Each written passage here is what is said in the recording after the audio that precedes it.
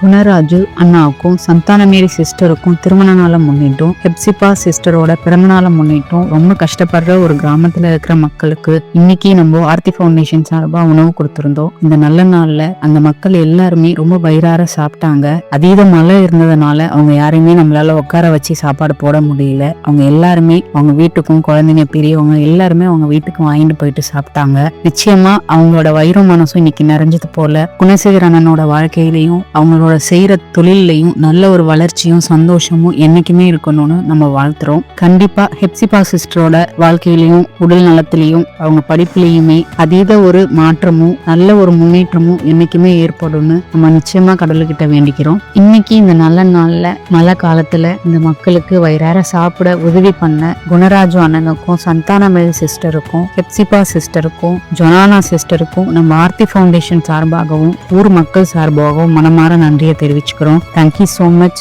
திருமண நாள் வாழ்த்துக்கள். அந்த அக்காக்கா நன்னனுக்குலாம் அவங்க குழந்தைங்களுக்கெல்லாம் வாழ்த்துக்கள். நம்ம குடும்பம் நல்லா இருக்குன்னா கடவுள் அந்த வேண்டிக்கிறேன்.